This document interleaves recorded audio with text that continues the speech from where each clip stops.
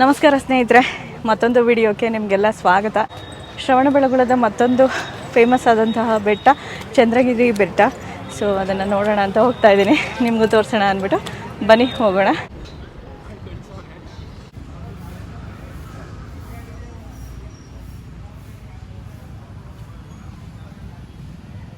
ಇದೇ ಮಾರ್ಗವಾಗಿ ಮೇಲೆ ಹತ್ತಿ ಬರಬೇಕು. ಇವಾಗ ಹತ್ತುತ್ತಾ ಇದ್ದೀನಿ.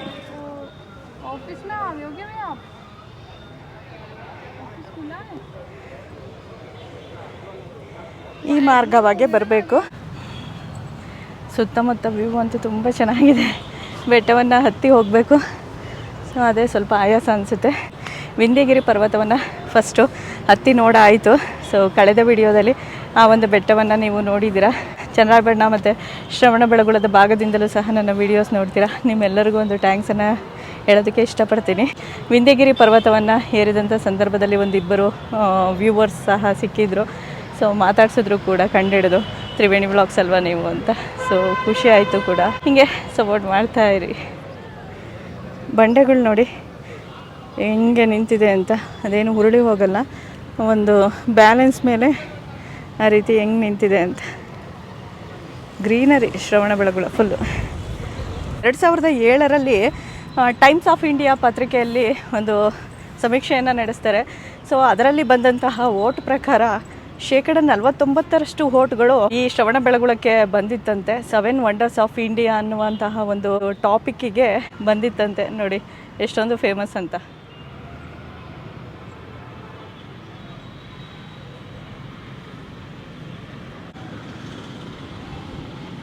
ಆ ಬೆಟ್ಟದ ಮೇಲೆ ಒಂದಿಷ್ಟು ದೇವಸ್ಥಾನಗಳನ್ನು, ತೀರ್ಥಂಕರರ ಜೈನ ಬಸದಿಗಳನ್ನು ಸಹ ನಾವು ಕಾಣಬಹುದಾಗಿದೆ. ಇಂದಿನ ಕಾಲದಲ್ಲಿ ಅಂದರೆ ಗಂಗರ ಕಾಲದಲ್ಲಿ ಈ ಒಂದು ಪ್ರದೇಶದಲ್ಲಿ ಆಳ್ವಿಕೆ ನಡೆದಿದೆ. ತದನಂತರ ಹೊಯ್ಸಳರ ಕಾಲದಲ್ಲಿಯೂ ಸಹ ಈ ಒಂದು ಪ್ರದೇಶ ಆಳ್ವಿಕೆಯನ್ನು ನಡೆಸಲ್ಪಟ್ಟಿತ್ತು ಅನ್ನೋದು ಒಂದು ವಿಶೇಷ. ಬ್ಯಾಲೆನ್ಸ್ ನೋಡಿ, ಆ ಕಲ್ಲುಗಳನ್ನು ನಿಲ್ಲಿಸಿ ಹೆಂಗೆ ಬ್ಯಾಲೆನ್ಸ್ ಮಾಡಿದ್ದಾರೆ, ಇಷ್ಟು ದೊಡ್ಡ ಕಲ್ಲುಗಳನ್ನು. ಮೆಟ್ಟಲುಗಳನ್ನು ಆರಾಮವಾಗಿ ಹತ್ಬೋದು, ಏನು ಅಷ್ಟೊಂದು ಆಯಾಸ ಅಂತ ಅನಿಸಲ್ಲ. ಹತ್ತುತ್ತಾ ಇದ್ದೀನಿ. ಅಣ್ಣ ಭರತನದ್ದು ಚಂದ್ರಗಿರಿ ಪರ್ವತ ಆದರೆ ವಿಂಧ್ಯಗಿರಿ ಪರ್ವತ ಬಾಹುಬಲಿಯದ್ದು.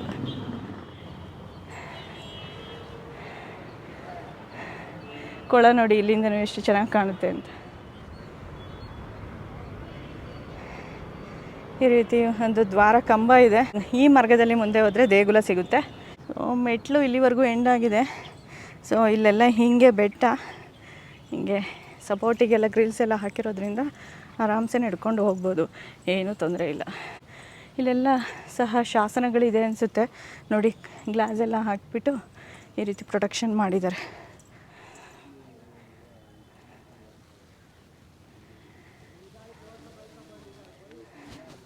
ಸ್ನೇಹಿತರೆ, ಮೇಲ್ಭಾಗಕ್ಕೆ ಬೆಟ್ಟವನ್ನು ಹತ್ತಿ ಈಗಾಗಲೇ ಬಂದಿದ್ದೀನಿ.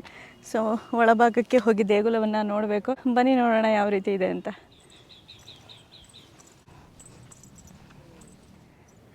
ನೋಡಿ, ಮೇಲ್ಭಾಗಕ್ಕೆ ಬಂದರೆ ಈ ರೀತಿ ಆಗಿನ ಕಾಲದಲ್ಲೇ ಬಂಡೆಗಳ ನಡುವೆ ಏನು ಸಣ್ಣದಾಗಿ ಜಾಗ ಇರುತ್ತೆ, ಗುಂಡಿಯಂಥ ಪ್ರದೇಶವನ್ನೇ ಕೊಳವನ್ನಾಗಿ ಈ ರೀತಿ ಮಾಡಿಬಿಟ್ಟು ಈಗಿನ ಕಾಲದಲ್ಲಿ ಗ್ರಿಲ್ಸ್ ಹಾಕಿ ಸಂರಕ್ಷಣೆ ಮಾಡಿದ್ದಾರೆ.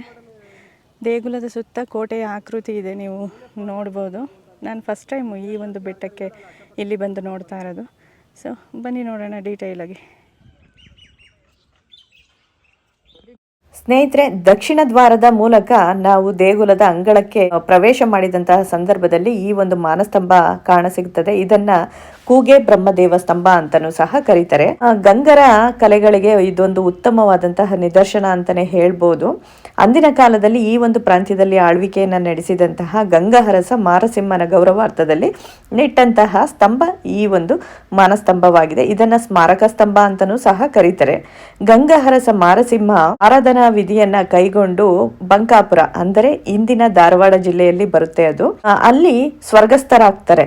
ಅವರ ಒಂದು ನೆನಪಿನಾರ್ಥ ಈ ಒಂದು ಸ್ಮಾರಕವನ್ನ ನಿರ್ಮಿಸಲಾಗ್ತದೆ. ಈ ಒಂದು ಮಾನಸ್ತಂಭವನ್ನ ನಾವು ನೀಟಾಗಿ ಗಮನಿಸಿ ನೋಡಿದ್ರೆ ನಮ್ಗೆ ಅಲ್ಲಿ ಕೆಳಭಾಗದಲ್ಲಿ ಅಂದ್ರೆ ಪೀಠದ ಭಾಗದಲ್ಲಿ 113 ಸಾಲುಗಳನ್ನು ಒಳಗೊಂಡಂತಹ ಶಾಸನ ಕಾಣ ಸಿಗುತ್ತೆ. ಈ ಒಂದು ಶಾಸನವನ್ನ ದಕ್ಷಿಣ ಅಭಿಮುಖವಾಗಿ ಬರೆಯುವುದಕ್ಕೆ ಪ್ರಾರಂಭಿಸಿ ಅದನ್ನ ಪೂರ್ವ ಭಾಗದಲ್ಲಿ ಅಂತ್ಯಗೊಳಿಸಿರುವುದನ್ನ ನಾವು ಗಮನಿಸಿ ನೋಡಬಹುದು. ಈ ಒಂದು ಶಾಸನದಲ್ಲಿ ಏನು ಅಂಶಗಳಿದೆ ಅಂತ ಅಂದ್ರೆ ಅರಸನ ಪರಾಕ್ರಮ ಮತ್ತೆ ಅವರ ಪವಿತ್ರತಮ ಅಂತ್ಯ, ಅವರ ಜೀವನದ ಅಂತ್ಯ ಹೇಗಾಯಿತು ಅನ್ನೋದ್ರ ಡೀಟೇಲ್ಸನ್ನು ಕವಿಯು ತುಂಬಾನೇ ಅದ್ಭುತವಾಗಿ ವರ್ಣನೆಯನ್ನ ಮಾಡಿದ್ದಾರೆ.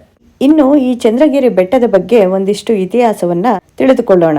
ಸುಮಾರು 2300 ವರ್ಷಗಳಷ್ಟು ಪ್ರಾಚೀನ ಇತಿಹಾಸವನ್ನ ಈ ಒಂದು ಬೆಟ್ಟ ಹೊಂದಿದೆ. ಇಂದಿನ ಕಾಲದಲ್ಲಿ ಈ ಒಂದು ಪ್ರದೇಶವನ್ನ ರಾಷ್ಟ್ರಕೂಟರು, ಗಂಗರು, ಹೊಯ್ಸಳರು, ವಿಜಯನಗರದ ರಾಜರು ಹಾಗೆ ಮೈಸೂರಿನ ಒಡೆಯರು ಸಹ ಈ ಒಂದು ಪ್ರದೇಶದಲ್ಲಿ ಆಳ್ವಿಕೆಯನ್ನ ನಡೆಸಿದ್ದಾರೆ. ಸ್ನೇಹಿತರೆ, ಇಡೀ ಕರ್ನಾಟಕದಲ್ಲಿ ಅತಿ ಹೆಚ್ಚು ಶಿಲಾಲೇಖಗಳನ್ನ ಅಂದ್ರೆ ಶಾಸನಗಳನ್ನ, ಶಿಲೆಯ ಮೇಲೆ ಕೆತ್ತಲಾದಂತಹ ಶಾಸನಗಳನ್ನ ಅತಿ ಹೆಚ್ಚಿನ ಮಟ್ಟದಲ್ಲಿ ಹೊಂದಿರತಕ್ಕಂತಹ ಪ್ರದೇಶ ಶ್ರವಣಬೆಳಗೊಳ ಆಗಿದೆ. ಅಂದರೆ ಸುಮಾರು 576ಕ್ಕೂ ಹೆಚ್ಚು ಶಿಲಾಲೇಖಗಳು ಈ ಒಂದು ಶ್ರವಣಬೆಳಗೊಳದ ಬೆಟ್ಟಗಳಲ್ಲಿ ಕಂಡು ಬಂದಿದೆ. ಇಡೀ ರಾಜ್ಯದಲ್ಲೇ ನಂಬರ್ 1 ಪ್ಲೇಸ್ ಶ್ರವಣಬೆಳಗೊಳಕ್ಕೆ ಸಲ್ಲುತ್ತೆ. ಅದೇ ಈ ಒಂದು ಸ್ಥಳದ ಒಂದು ಬಹುಮುಖ್ಯ ವಿಶೇಷ ಅಂತಾನೆ ಹೇಳ್ಬೋದು. ಈ ಒಂದು ಚಂದ್ರಗಿರಿ ಬೆಟ್ಟದಲ್ಲಿ ಒಟ್ಟಾರೆಯಾಗಿ 14 ಜೈನ ಮಂದಿರಗಳನ್ನ ಮತ್ತೆ ಅನೇಕ ಶಿಲಾ ಶಾಸನಗಳನ್ನ, ನಿಷಿದಿ ಮಂಟಪಗಳನ್ನ ಸಹ ನಾವು ಕಾಣಬಹುದು.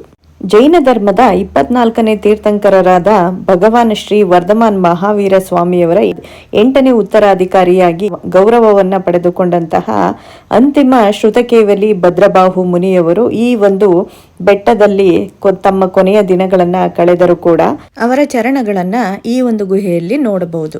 ಇನ್ನು ಈ ಒಂದು ಚಿಕ್ಕ ಬೆಟ್ಟಕ್ಕೆ ಚಂದ್ರಗಿರಿ ಅನ್ನುವಂತಹ ಹೆಸರು ಏಕೆ ಬಂತು ಅನ್ನೋದನ್ನ ನೋಡೋದಾದ್ರೆ, ಉತ್ತರ ಭಾರತದಲ್ಲಿ ಸಾಕಷ್ಟು ಹೆಸರು ಮಾಡಿದ್ದಂತಹ ಸಾಮ್ರಾಟರ ಹೆಸರು ನೀವು ಕೇಳಿರ್ತೀರಾ. ಚಂದ್ರಗುಪ್ತ ಮೌರ್ಯರು, ಅವರಿಗೆ ಒಂದು ದಿನ ಕೆಟ್ಟ ಕನಸು ಬೀಳುತ್ತಂತೆ. ತದನಂತರ ಅವರು ತಮ್ಮ ಗುರುಗಳಾದಂತಹ ಭದ್ರಬಾಹು ಮುನಿಗಳಿಂದ ಸ್ವಪ್ನದ ದುಷ್ಫಲಗಳನ್ನ ತಿಳಿದು ವೈರಾಗ್ಯ ಭಾವದಿಂದ ಮುನಿದೀಕ್ಷೆಯನ್ನ ಪಡೆದುಕೊಂಡು ಶ್ರವಣಬೆಳಗೊಳದ ಈ ಚಂದ್ರಗಿರಿ ಬೆಟ್ಟಕ್ಕೆ ಬಂದರಂತೆ. ಅವರು ಕಂಡಂತಹ ಕನಸಿನಂತೆ 12 ವರ್ಷಗಳ ಕಾಲ ಬರಗಾಲ ಪ್ರಾರಂಭ ಆಗುತ್ತೆ ಅಂದಿನ ಕಾಲದಲ್ಲಿ. ಅಂತಹ ಸಂದರ್ಭದಲ್ಲಿ ಭದ್ರಬಾಹು ಮುನಿಗಳು, ಚಂದ್ರಗುಪ್ತ ಮೌರ್ಯರು ಹಾಗೆ ಇತರ 12,000 ಮುನಿ ಶಿಷ್ಯರೊಂದಿಗೆ ಉತ್ತರ ಭಾರತದಿಂದ ದಕ್ಷಿಣ ಭಾರತಕ್ಕೆ ಈ ಒಂದು ಚಂದ್ರಗಿರಿ ಪರ್ವತಕ್ಕೆ ಬಂದು ನೆಲೆಸ್ತಾರೆ.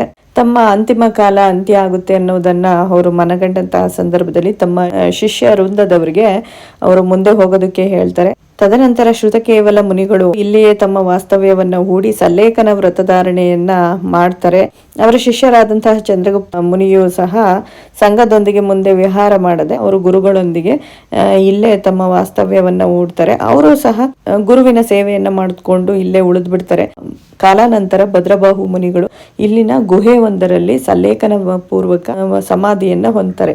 ತದನಂತರ ಚಂದ್ರಗುಪ್ತ ಮೌರ್ಯ ಮುನಿಗಳು ಸಹ ಇಲ್ಲೇ ಒಂದು ಸಲ್ಲೇಖನ ಪೂರ್ವಕ ಸಮಾಧಿಯ ಮರಣವನ್ನು ಹೊಂದಿದ್ದಾರೆ ಅನ್ನೋದು ಒಂದು ಐತಿಹ್ಯ. ಅಂದಿನಿಂದ ಈ ಒಂದು ಬೆಟ್ಟಕ್ಕೆ ಚಂದ್ರಗಿರಿ ಎನ್ನುವಂತಹ ಹೆಸರು ಬಂದಿದೆ ಅನ್ನೋದು ಒಂದು ಇತಿಹಾಸ. ನನ್ನ ಹೆಸರು ರವಿಶಂಕರ್ ಅಂತ, ಇವರು ಸಂತೋಷ್ ಕುಮಾರ್ ಅಂತ. ನಾವು ಟೀಚರು, ಇಲ್ಲೇ ನಾಗಮಂಗಲ ತಾಲೂಕು. ಹೊನ್ನಾವರ, ಇಲ್ಲಿಂದ ಹೊನ್ನಾವರ ಅಂತ ಒಂದು ಪ್ಲೇಸ್ ಇದೆ ಶ್ರವಣಬೆಳಗೊಳದಿಂದ ಹೆಚ್ಚು ಕಮ್ಮಿ ಒಂದು 15 ಕಿಲೋಮೀಟ್ರ್ ಆಗುತ್ತೆ. ಅಲ್ಲಿಂದ ಒಂದು 5 ಕಿಲೋಮೀಟ್ರ್ ಹೋದರೆ ಕಂಬದಹಳ್ಳಿ ಅಂತ ಸಿಗುತ್ತೆ. ಕಂಬದಹಳ್ಳಿ ಕ್ಷೇತ್ರಕ್ಕೂ ಈ ಒಂದು ಕ್ಷೇತ್ರಕ್ಕೂ ತುಂಬ ಲಿಂಕ್ ಇದೆ.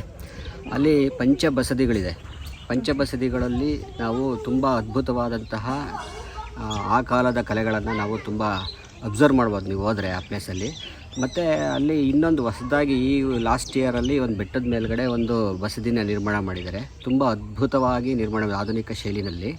ಹಾಗೆ ನೀವು ಆ ಪ್ಲೇಸು ಸಾಮಾನ್ಯವಾಗಿ ಟೆಕ್ಸ್ಟ್ ಬುಕ್ಗಳಲ್ಲಿ ಎಲ್ಲೋ ನೋಡಿರ್ತೀರ, ಬಟ್ ಇಷ್ಟರಷ್ಟು ಫೇಮಸ್ ಆಗಿಲ್ಲ. ಅಂಥ ಪ್ಲೇಸ್ಗಳಲ್ಲಿ ನೀವು ಬಂದು ಅಬ್ಸರ್ವ್ ಮಾಡಿ ಎಷ್ಟು ತುಂಬ ನೀಟಾಗಿ ಒಳಗಡೆ ಇರೋಂತಹ ಕಲೆಗಳನ್ನು ನೀವು ವ್ಯಕ್ತಪಡಿಸ್ತಿದ್ದಾರೆ.